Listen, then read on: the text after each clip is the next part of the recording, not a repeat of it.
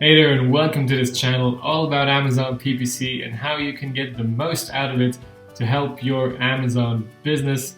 Today we're going to tackle a topic that pretty much every Amazon advertiser faces at some point, and that is your Amazon sponsored ads not showing up at all or not showing up enough. In other words, not getting enough impressions or any impressions.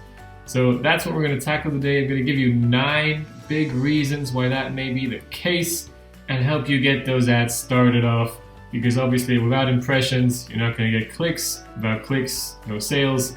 And all of these advantages that I talk about in that video are basically non-existent. So we want to start off with getting impressions, and this is reason number 1 why that may not be the case. Your product is in an irrelevant subcategory. Now basically this is something you should check before starting with your ads, but if you see you're not getting any impressions at all, this is typically one of 2 big reasons why that may be the case.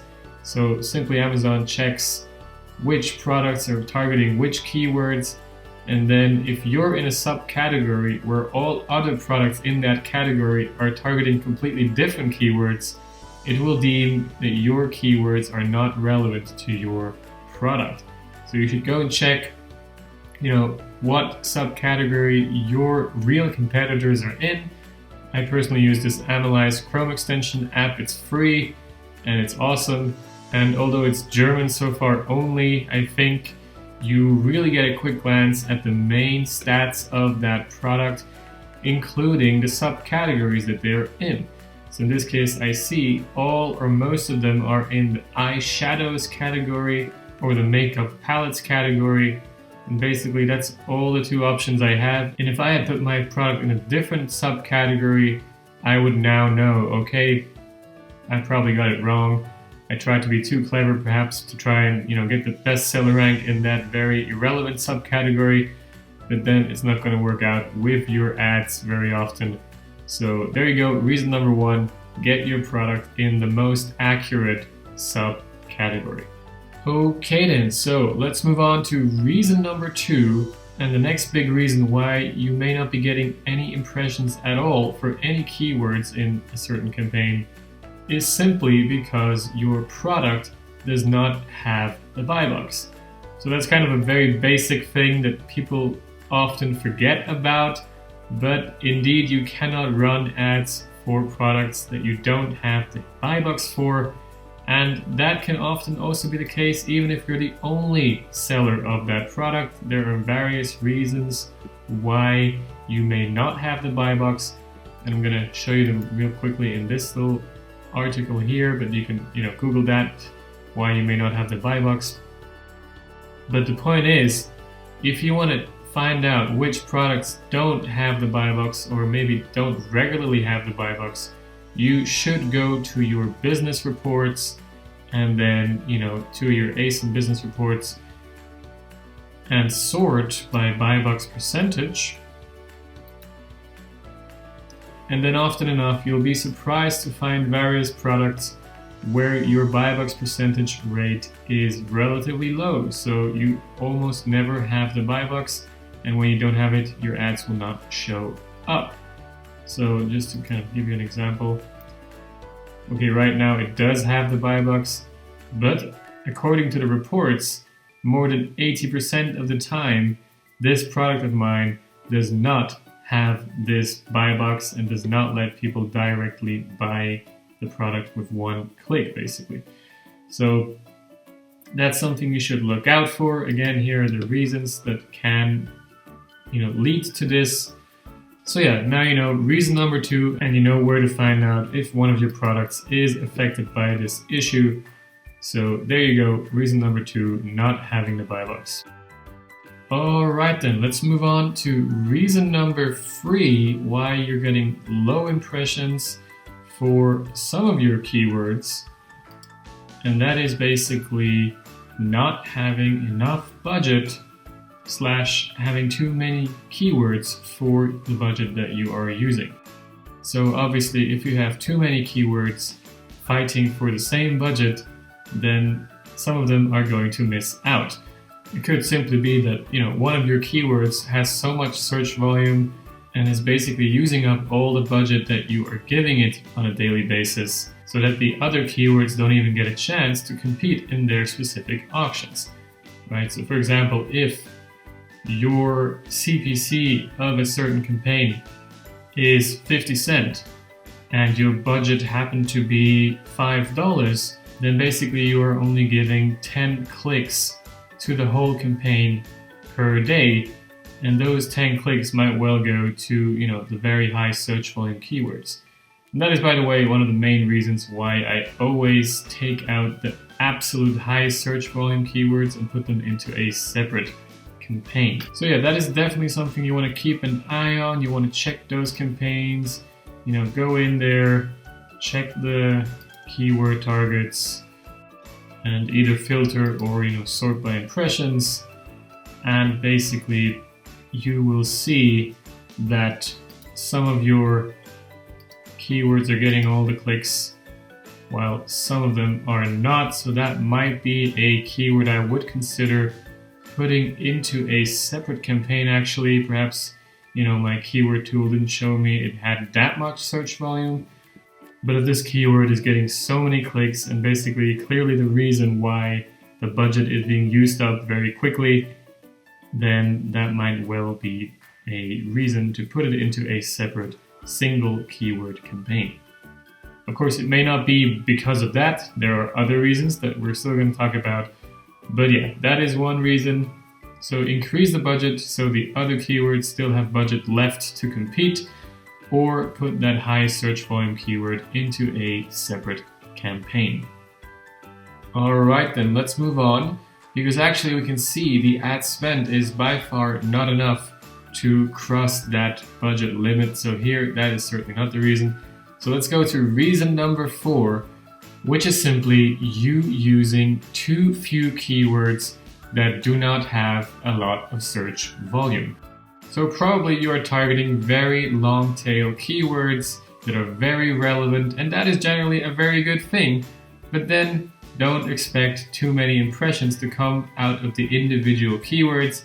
And so really what you need to do to get a significant amount of impressions for that whole campaign is simply research more relevant keywords, right? And so you might want to use your typical Amazon keyword research tools such as Sonar, and just research more of those long tail keywords. And by the way, at Sonar, if it shows less than one of those bars, in other words 0 bars, you can really not expect too many impressions to come. But just so you know, the further down it goes here, the less search volume it actually has. So it doesn't show it, but basically this relative search volume of 0 to 5 is going down and down and down to 0.01 basically. And so the further up it goes, the more search volume you can expect. So in this case, this one is just below 1 bar basically, and would still lead to quite a few impressions. So you can of course also use other keyword tools, and that's what I generally recommend anyway, just to kind of cross-check it and see what other tools are providing. So in the case of Helium 10, you will also get absolute numbers, which is of course also very nice to look at. I should mention though that all of these tools of course only offer estimates. Amazon does not provide actual search volume data. So these are just estimates, but useful nonetheless. And in the case of Helium 10, if the keyword has less than 500 searches per month, then basically you should not be expecting too many impressions from that keyword. But again, the important thing here is to just research as many of those highly relevant long tail keywords as you can find. And just to show you one more free keyword research tool from SellerApp, another one which gives you that search volume in absolute numbers. And as you can see, it's a little bit different in terms of figures what they're showing, but still it's nice to see that kind of relative difference between these keywords and the estimates they get. So yeah, research all of those long tail keywords and don't expect those individual keywords with low search volume to get a lot of impressions for you, which is why you simply need more of those keywords. Okay then, let's move on to reason number 5, which is overusing negative keywords. Now this tends to happen to a lot of advertisers that are very too keen to optimize their campaigns, and so they might be using one of these automation tools to kind of put search terms to negative, after they didn't get any orders after, let's say, 20 clicks or any small kind of number of clicks, and that really typically is just too fast and too rash, and you might be putting a lot of keywords to negative even though they are relevant to your product, and you should really be trying to optimize that with lower bids instead of excluding that search term for the whole future. And so what you'll want to do is, of course, go back to your campaign or your ad group and check your negative targets. This particular campaign is a exact campaign, so obviously I don't have any negative targets here because they are of no use. But the point is, if you see that a campaign's impressions went down over time, significantly down, then that is certainly one of the big reasons, right? And you want to go and check if those negative targets really are irrelevant, or if perhaps you are blocking yourself from getting a lot of very relevant impressions. Okay, so nonetheless, I do recommend using those negative target automation tools, but really you should be more defensive with those rules in general. So, only put keywords to negative after, let's say, 50 clicks. Of course, it depends on the conversion rate of that specific product, but in general, more or less around 50 clicks is what I go for if I'm not sure of that conversion rate, because I just don't want to exclude anything prematurely. And also in terms of negative phrase, basically I don't let automation tools do that for me. Of course, if you're using negative phrase, that will really block a lot of your impressions, so you want to be really sure those keywords are completely irrelevant, and typically I don't use automation tools for that. Hey again, real quickly, if you are enjoying this video so far, if it is bringing any use to you, I would of course very much appreciate you hitting that like button, simply because it helps my video be shown in the YouTube search results. So I'm hoping we can do each other a favor here, you getting found in the Amazon search results and me in YouTube. Alright, let's move on now with reason number 6, your bids simply being too low. Now this is obviously probably the most obvious reason in this list, but I cannot exclude it simply because it is very important. So yes, you need to of course be able to compete with your competitors in the bid auction, and the best source of information you have in terms of what bid will be enough to get impressions is typically the suggested bid by Amazon. I did a separate video about that where I talk about how you cannot simply, trust that suggested bid blindly. There's a lot of things you have to consider, but nonetheless, if you want to be aggressive and make sure that you get those impressions, then, at least start with that medium suggested bid in the top. And if you want to be a little bit more defensive, obviously, then at least start with that minimum range suggested bid.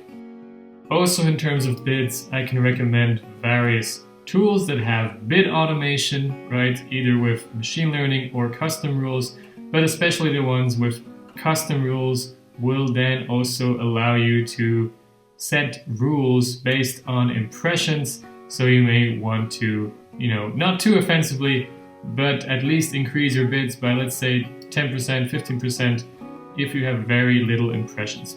Typically, you can also set a max bid that will come from that kind of rule just to make sure it won't go crazy.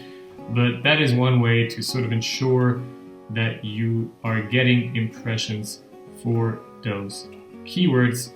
As with all the other tools I mentioned so far, I will be giving you the links for the major ones in the description and the comments section, so check out those ones. Some of them will also be an affiliate link, so you'd also be doing me a favor by signing up via those. And so that was reason number 6, your bids being too low.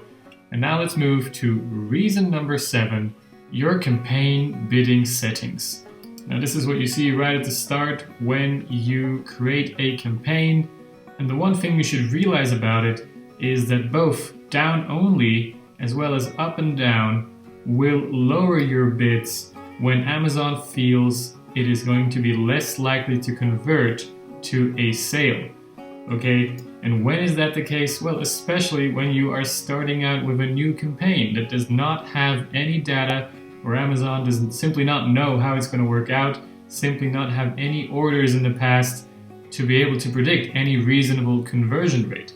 And what I really recommend, and what I do myself as well for the ad types where fixed bid is possible, use fixed bids for the start of your campaign, at least let's say for the first 1 or 2 months. That's what I usually do, and then I move to down only or up and down depending on how offensive I want to be for that particular product.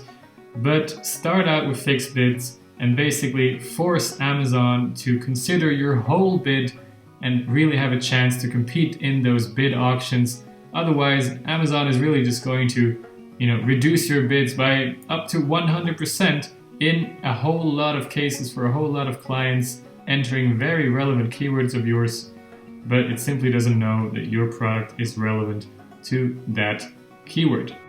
And just for your convenience, I am going to mention various manual optimization tools that let you bulk optimize things like your bidding settings.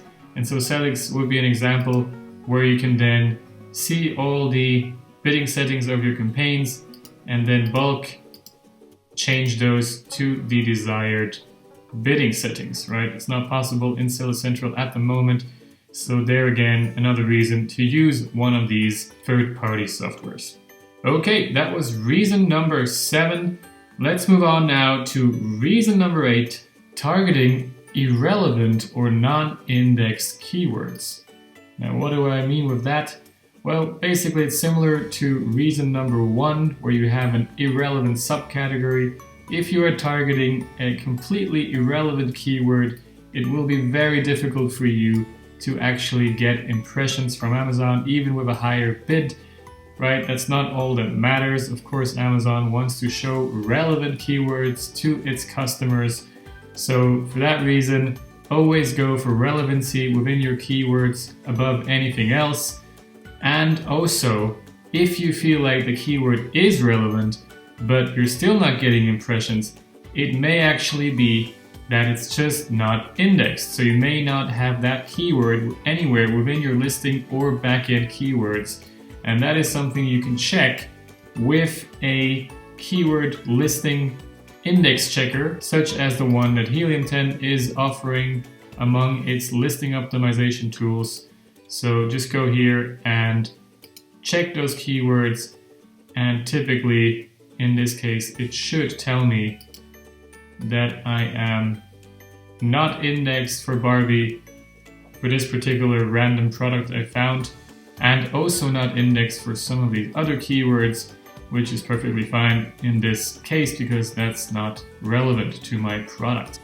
So there you go, make sure your keywords are relevant, and if you feel they are, make sure they are indexed. You can make sure they're indexed by using a tool like this, which will tell you if you are or not.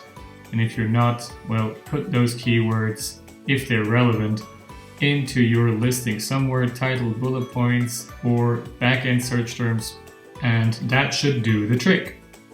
Oh, and just to quickly mention the second index checker that I prepared here from the Analyze Chrome extension again. Here you can go to a listing page and basically do the same thing. The whole interface is in German, like I mentioned, but it still works for the other marketplaces nonetheless. So that should tell me the same thing. Indeed, I am only indexed for doghouse, while I do not include the word garden, Barbie, or igloo, apparently, in this water fountain for dogs. So there you go, reason number 8, targeting irrelevant or non-indexed keywords in your campaigns. Let's move to reason number 9 now, and the final reason why you may not be getting enough impressions for your ads, and that is that you are using restrictive match types only. In other words, you may only be targeting those keywords in the exact match type, and you don't also have a campaign for same keywords in phrase as well as in broad.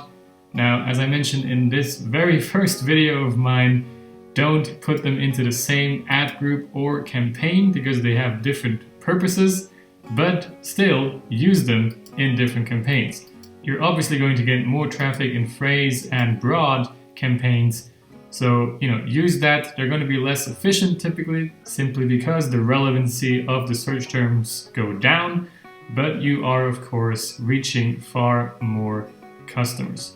So yeah, that is one part you want to consider. And the other part for your product targeting is that you may only be targeting the top relevant and smallest subcategories available, and are not targeting some of these broader categories in there as well. So it's a similar thing with exact and phrase and broad, right? Obviously, the smallest subcategory that fits your product will be the best in terms of efficiency.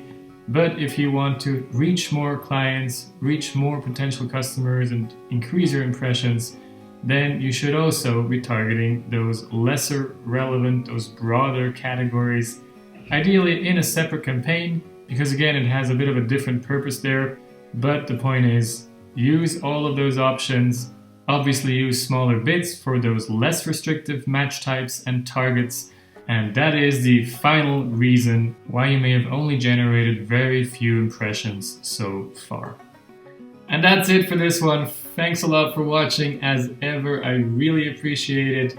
And I just want to take this opportunity at the end of this quite difficult year, 2020. Thank you all for having viewed my videos, commented on them, liked them, perhaps even shared them online. I really appreciated all your support in my first year on YouTube. I hope I was able to provide you with some useful content, and of course I hope I will continue to be able to do that within the next years. If you're watching this at some point in the future, you will know better than me right now if that is true. But yeah, thanks a lot for everybody who has supported me so far. It's been quite an exciting first year on YouTube, mainly because of you, because of your feedback, which has been really pushing and rewarding. So thanks a lot, and I hope I'll see you all healthy and in good mood in the next year. So Happy New Year if you're watching this fairly recently after my upload.